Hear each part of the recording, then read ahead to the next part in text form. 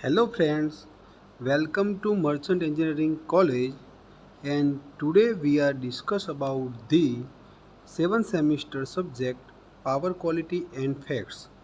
The total number of chapter in this subject is 7 and today we are discuss about the chapter number 1. So the title of chapter number 1 is Power Quality. So first of all, what is power quality? Okay, so the definition of power quality is we are seen in mobile a standard IEEE 1100. A standard IEEE 1100 means it is the standard rules of Indian electrical and electronics engineers rules 1100. It is the number of rules define what is the power quality concept. Power quality no concept શું છે એ define કરે છે. તો the concept of powering and grounding sensitive electronic equipment in a manner suitable for the equipment. એ શું કહેવા માંગે છે? Powering and grounding. તો તમે કોઈ પણ ઇલેક્ટ્રોનિક ઇક્વિપમેન્ટ હોય, ફોર એક્ઝામ્પલ લઈ લો ટેલિવિઝન, દેન લઈ લો રેફ્રિજરેશન, દેન લઈ લો એર કન્ડિશનર એટસેટ્રા. એ દરેકે દરેક ઇક્વિપમેન્ટને આપણે શું કરીએ છીએ? અર્થિંગ દ્વારા ગ્રાઉન્ડિંગ કરીએ છીએ અને ફેજ અને ન્યુટ્રલ દ્વારા આપણે એને સપ્લાય આપવાનું કાર્ય કરીએ છીએ. બરાબર છે. અને એ દરેકે દરેક જે સપ્લાય આપીએ છીએ એની અંદર પાવર ક્વોલિટી એ એવું કહેવા માગે છે કે એ દરેકે દરેક વસ્તુ શું કરે છે? પાવર ક્વોલિટી એટલે ક્વોલિટીવાળો પાવર તમે સ્ટાન્ડર્ડ પાવર આપી અને એના દ્વારા તમે ઇક્વિપમેન્ટનું પ્રોટેક્શન કરો છો. કઈ રીતે? જો તમે ક્વોલિટીવાળો એટલે મીન્સ પાવરનું રેગ્યુલેશન, વોલ્ટેજનું રેગ્યુલેશન અથવા તો કરંટનું રેગ્યુલેશન અથવા તો ફ્રીક્વન્સીનું રેગ્યુલેશન જો તમે સાચવતા નહીં હોય, કોણ ના સાચવે? આપણે ના સાચવીએ, એ જીબીવાળા સાચવે છે. બરાબર છે. જો એની અંદર ફ્લક્ચ્યુએશન આવતું રહે તો શું થાય? તમે ઘણી વખત જોવો છો કે આપણા ઘરે આવતા જે થાંભલા ઉપરના બે કંડક્ટર, એ બંને કંડક્ટર જો જોઈન્ટ થઈ જાય, બરાબર છે, તો એ કંડક્ટરનો સપ્લાય બીજા કંડક્ટરમાં જાય એટલે કે મીન્સ તમારા ઘરે આવતો પાવર 230 વોલ્ટેજની જગ્યાએ 400 અથવા તો 440 સમથિંગ થઈ જાય તો શું થાય? તો ઘણી વખતે તમે જોયું છે કે આપણા ઘરના ઇક્વિપમેન્ટ વધારે વોલ્ટેજ આવવાના કારણે ઉડી જતા હોય છે. ફોર એક્ઝામ્પલ ટીવી બંધ થઈ જવી, ટ્યુબલાઇટ બંધ થઈ જવી, પંખો એટલે મીન્સ ફેન ઉડી જવું એટસેટ્રા એટસેટ્રા. તો ઇટ ઇઝ ધી ડિસેબિલિટી એટલે મીન્સ પાવર ક્વોલિટી જે છે એ એની અંદર ફ્લક્ચ્યુએશન હશે, એ સમયે એ પોઝિશન ક્રિએટ થશે. તો તમને ખ્યાલ આવી ગયો? તો પાવર ક્વોલિટી મિનિંગ શું કહેવામાં આવે છે? તો પાવરની અંદર ક્વોલિટી સચવાવી જોઈએ. It's called as a power quality, જેના દ્વારા તમારા ઇક્વિપમેન્ટ કોઈ પણ હોય ઇલેક્ટ્રોનિક એ સચવાય. ઓકે, તો a simpler and perhaps more concise definition might state exactly તમારી જે છે એ ડેફિનેશન એવું કહેવા માગે છે. તો power quality is a set of electrical boundaries. Power quality A electrical બાઉન્ડ્રીની અંદર સેટ કરેલી વસ્તુ છે. તો એ તો એક ડેફિનેશન સીધી છે કે પાવર ક્વોલિટી ઇલેક્ટ્રિકલ ઇક્વિપમેન્ટ માટે જ યુઝ થાય. That allows a piece of equipment to function in its intend manner. Which type of manner? Intent manner without a significant of loss of performance or life expectancy. Okay, તો it means એવું કહેવા માગે છે કે તમે જે પણ equipment use કરો છો એ દરેકે દરેક ઇક્વિપમેન્ટની અંદર એના જે આયુષ્ય આપણે જે કહીએ છીએ લાઈફ સ્પાન એ પણ ઓછું ના થવું જોઈએ. બરાબર છે. એની અંદર અને એના સિવાય ઓકે, તો એ થઈ પાવર ક્વોલિટીની definition. Okay, now concept of power quality and power quality progression. Okay, તો કોન્સેપ્ટ ઓફ પાવર ક્વોલિટીની અંદર ક્વોલિટી, તો ફર્સ્ટ ઓફ ઓલ તમે જે જનરેટ કરો છો જનરેટિંગ સ્ટેશનની અંદર it's called as a now the quality. First of all જે જનરેટિંગ સ્ટેશન છે એની અંદરથી જે પાવર જનરેટ થાય એ વિધાઉટ ક્વોલિટીનો હોય છે. એ ક્વોલિટી કઈ જગ્યાએ તમારી ફ્લક્ચ્યુએટ થાય છે તો તમારા જીઈબી જે આપણે કહીએ છીએ યુજીવીસીએલ, પીજીવીસીએલ, ડીજીવીસીએલ, એમજીવીસીએલ એટસેટ્રા, એ દરેકે દરેક જગ્યાએ ફ્લક્ચ્યુએશન ક્વોલિટીવાળું થાય છે. તો એ કઈ કઈ વસ્તુનું ક્વોલિટી થાય ફ્લક્ચ્યુએશન? તો વોલ્ટેજ, કરંટ અને ફ્રીક્વન્સી, એ ત્રણેયનું જે ફ્લક્ચ્યુએશન હોય એને દૂર કરવામાં આવે અને after then the power quality being process.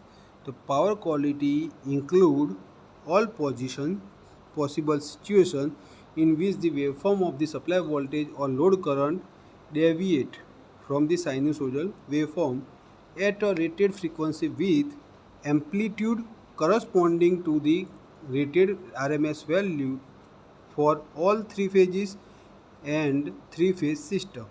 ખ્યાલ આવી ગયો? તો એ શું કહેવા માગે છે કે આપણા અહીંયા અગર ઇન્ડિયાની વાત કરીએ અથવા તો કોઈ પણ દેશની, તો એની અંદર થ્રી ફેઝ સપ્લાય લેવાય છે. એ થ્રી ફેઝ સપ્લાયની અંદર જે ફ્રીક્વન્સી હોય એ ઇન્ડિયાની અંદર 50 હર્ટ્ઝ હોય છે. તો એ ફ્લક્ચ્યુએટ ના થાય એટલા માટે એના જે સાઇનુસોઇડલ વેવફોર્મ ડેવિએટ એટલે કે મીન્સ એ વિચલન ના થાય. એના વેવફોર્મ છે એ વેવફોર્મની અંદર ફોર એક્ઝામ્પલ સાઇનુસોઇડલ વેવફોર્મ જે છે આ રીતે લેવાય છે. તો એ વિચલન થઈ જાય તો ડેવિએટની અંદર અહીંયાથી આ રીતે આમ થઈને આમ થાય તો it's called as a sinusoidal waveform. Okay. તો ડેવિએશન મીન્સ કે જેની અંદર સાઇનુસોઇડલ વેવફોર્મ તમારા વિચલન ના થવા જોઈએ. It's called as a power quality. તો what is the power quality? Disturbances. તો પાવર ક્વોલિટીની અંદર કયા કયા ડિસ્ટર્બન્સીસને કવર કરી શકે છે પાવર ક્વોલિટીમાં? તો એ કવર કરીને એની અંદર આવશે cover sudden short duration deviation impulsive, then oscillatory transient voltage dips means sag, then after short interruption as well as steady state deviation such as harmonics and flickers. એ દરેકે દરેક ટાઈપ્સ ઓફ ડિસ્ટર્બન્સીસ છે જુદા જુદા પ્રકારના કે જેની અંદર short time માટે શું કહેવાય તમારું ટ્રાન્ઝિટ થાય, દેન આફ્ટર શું કહેવાય લોંગ ટાઈમ માટે થાય, દેન આફ્ટર શું કહેવાય સ્ટેડી સ્ટેટ ડેવિએશન થાય કે એક ધારું, બરાબર છે. દેન આફ્ટર હાર્મોનિક્સ એટલે અલગ અલગ પ્રકારના હાર્મોનિક્સ જનરેટ થાય. એ દરેકે દરેક વસ્તુ આપણે અલગ અલગ ચેપ્ટરની અંદર પાછળથી ભણીશું, બરાબર છે. એના પછીનો નેક્સ્ટ ટોપિક આવશે તમારો પાવર ક્વોલિટી પ્રોગ્રેશન. તો what is the good power and what is the bad power? તમને ખ્યાલ આવી જ જાય કે what is the good power. તો ગુડ પાવર કોને કહેશો તમે? કે જેની અંદર કોઈ પણ પ્રકારનું ફ્લક્ચ્યુએશન ના થાય, it's called as a good power. અથવા તો બીજા શબ્દોમાં તમને એમ પણ ના ખ્યાલ આવે તો તમારા ઘરે રહેલા ઇક્વિપમેન્ટ કોઈ દિવસ બગડે નહીં, બરાબર છે, અથવા તો એ ડેમેજ ના થાય એટલે કે શોર્ટ સર્કિટ ના થાય, તો it's called as a good power. Neither બીજા શબ્દોમાં તમે કહેવા જાઓ તો બેડ પાવર, તો એની અંદર ઇક્વિપમેન્ટ ખરાબ થવા અથવા તો વોલ્ટેજનું ફ્લક્ચ્યુએશન થવું, તમારા ઘરે લાઇટ ડીમ થવી, પાવર ઓછો થવો, it's called as a bad power. તો two identical devices or pieces of equipment, એની એ વસ્તુ અહીંયા આગળ ડીપમાં સમજાય છે.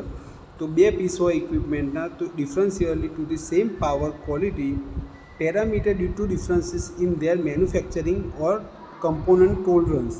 એ શું કહેવામાં આવે છે કે બે અલગ અલગ પ્રકારના ઇક્વિપમેન્ટ છે પણ બંનેની અંદર જે સાઇઝ છે એ કેવી છે? બંનેની સેમ છે, ઇક્વિપમેન્ટ સેમ છે, પરંતુ આપણે નથી કહેતા કે આપણે એક સરખા ટીવી બંનેના ઘરે લાવ્યા છીએ, એક અહીંયા રહેતો હોય બીજો બીજી જગ્યાએ રહેતો હોય, તો બીજી જગ્યાએ જો પાવરનું ફ્લક્ચ્યુએશન રહેતું હોય તો બીજાનું જે ટીવી છે એ પહેલાં કરતાં શું કહેવાય ઓછા સમયમાં ઉડી જાય, બરાબર છે, અથવા તો બગડી જાય.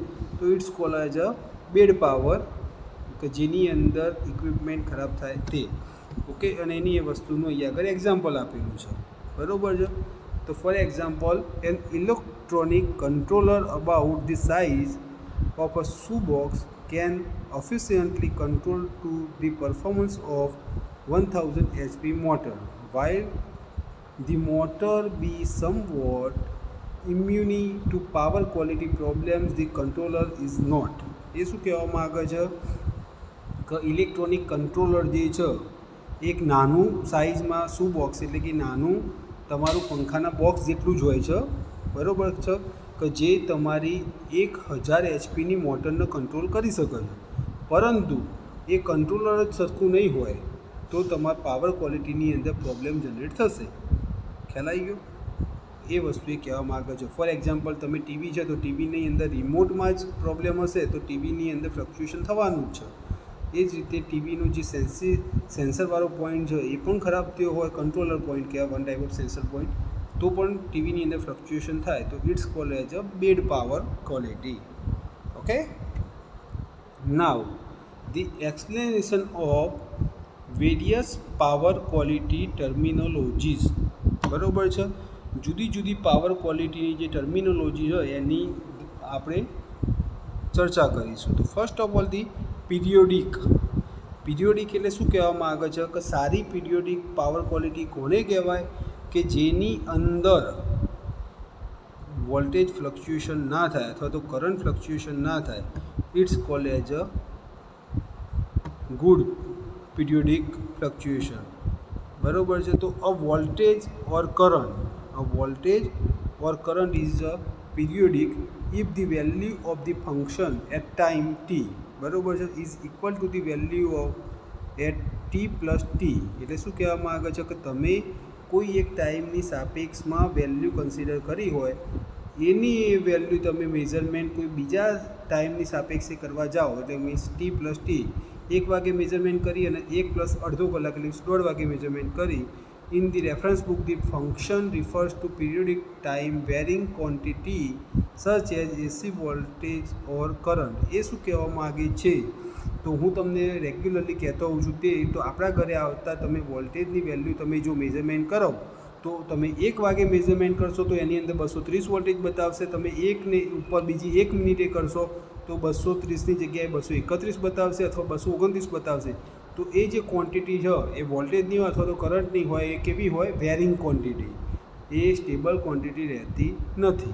Okay, it's called as a periodic એટલે મીન્સ ટાઈમની સાપેક્ષે. Okay, power quality. Then after second terminology is power disturbances, જે આપણે ઉપર ચર્ચા કરીશું કે તે. તો એની deviation from the nominal value of the input AC characteristic.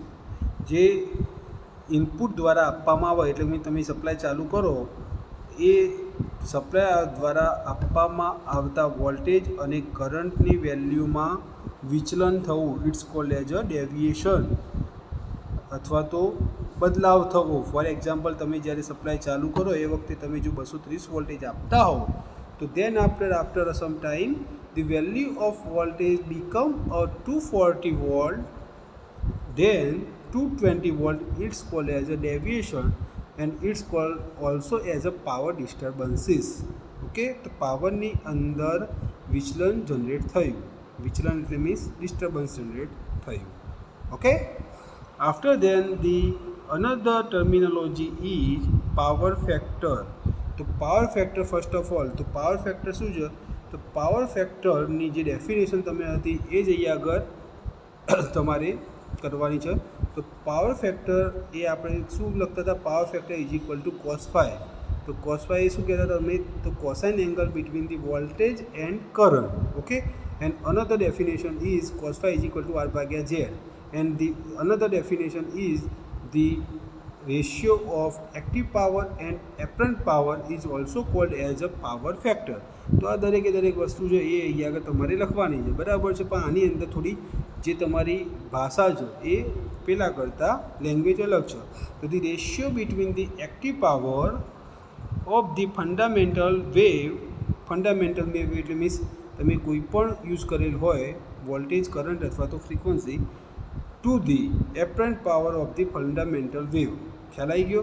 તો એક્ટિવ પાવર અને એપરન્ટ પાવર વચ્ચેના તફાવતને રેશિયોને આપણે શું કહીએ છીએ? Power factor. For a pure sinusoidal waveform only the fundamental component exit. બરાબર છે, પ્યોર સાઇનુસોઇડલ વેવફોર્મ હોય તો જ એ વસ્તુ યોગ્ય છે. And the power factor therefore is the cosine of the displacement angle between the voltage and current waveform. Okay, તો power factor કોને કહીએ છીએ? તો the cosine angle between the voltage and current angle. અહીંયા આગળ આપણે જે cos phi is equal to R divided by Z એ જે ડેફિનેશન હતી resistance the ratio of resistance between the resistance to the impedance એ તમે અહીંયા આગળ કોઈ કામની નથી. Okay, now the next is power factor total. તો એની એ વસ્તુ સેમ અહીંયા આગળ આવશે, એટલે એ વસ્તુ આપણે અહીંયા આગળ કોઈ શીખવાની જરૂરિયાત નથી. Then the another is linear load. તો what is the linear load?